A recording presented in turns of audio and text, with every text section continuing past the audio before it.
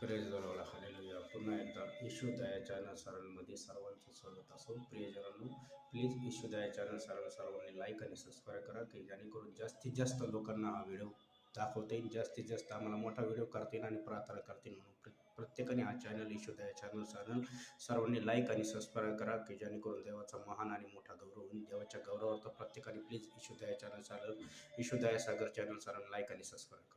प्रियजनांनो, मी तुमच्यासाठी देवाचा सुंदर समन्वय घेऊन आलो. नीतिसूत्र याचा 26वा अध्याय आणि त्यातलं 27 वचन.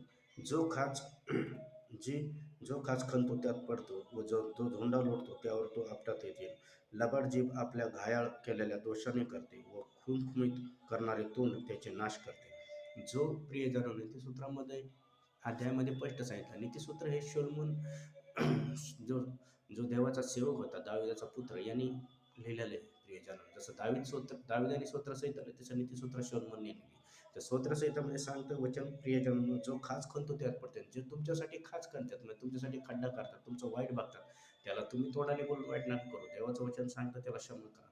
पण जे खास तुमच्यासाठी ते खणते ते त्यातच पडणार आहे, असं परमेश्वराचं वचन आहे. आणि जे धोंडा म्हणजे जे तुम्हाला त्यांनी त्यात पाडून तुमचं काही नाश व्हावा ह्याशी योजना करतात, पण त्यात तुम्ही पडणार नाही तर ते पडणार. कारण की परमेश्वर म्हणतो जे खास करतील त्या खाचत ते पडतील. जे धोंडा धोंडा घालतील जे खास करतील त्यात ते पडतील. जे धोंडा लोटील त्यात ते लोटले जाईल. म्हणून तुमचं कोणी वाईट करतं तर तुम्ही तुमच्या तोंडाने कधी बोलू नका. त्यांना आशीर्वाद द्या आणि येशूच्या नावात त्यांना तुम्ही ब्लेस करता आणि देव तुम्हाला ब्लेसिंग करेल. तुम्हाला कोणीही तुमचं वाईट बोलू काय बोलू, प्रार्थनेत द्यावा मला द्यावा, त्याचं सदैव चांगलं होईल. तुम्ही जर चांगलं देणार तर देव देखील तुम्हाला चांगलं देणार.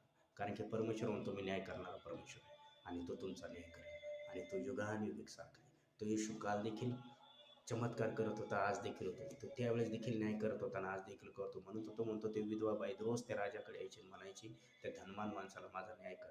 आणि शेवटी तो कोणाला भेटणार, तो एकदा जेरीच होऊन काय म्हणला, मी तुझा न्याय करतो. तसंच परमेश्वर तुमचा जरूर न्याय करेल. तुमचं जे काही दुःख असेल ते येशूला सांगा. माणसाकडे बोलू नका, माणसाला म्हणू नका, परमेश्वराला सांगा. परमेश्वर तुमचं जीवन बदलू शकतो, आरोग्य बदलू शकतो, परिस्थिती बदलू शकतो. आज तोच येशू इथे आहे आणि तोच येशू आज तुम्हाला स्पर्श करेल. मी प्रार्थना करतो सर्वांना डोळे आता. प्रियजनांनो, पवित्र देवा ईश्वराच्या जेवढे लेकरं ऑनलाईन बघतात त्यांना प्रत्येकाला स्पर्श कर. ईश्वरला बसलेल्या प्रत्येक फटक्याच्या गोळ्याचा अर्घ त्यांच्या जीवनात मी रहस्य करतो. त्याच्या जीवनातला कॅन्सर निघ येशूच्या नावात, थायरॉइड निघ येशूच्या नावात, ब्लड प्रेशर शुगरच्या आतमध्ये निघ येशूच्या नावात, टीबी निघ येशूच्याच नावात, कर्णिबाधेचं कार्य निघ येशूच्याच नावात. जे डॉक्टर रोग बरे नाही करू शकले ते रोग बरे होऊ शकतात नावात, हातपाय डोकं बरे होऊ शकतात नावात. त्यांच्यासाठी जे काही सैतानाच्या योजना असतात त्या मी नाश करतो येशूच्याच नावात. आणि त्यांना बरकतीचे आशीर्वाद, घरदाराचे आशीर्वाद आणि अब्रामाचे आशीर्वाद मी रिसीव्ह करतो येशूच्याच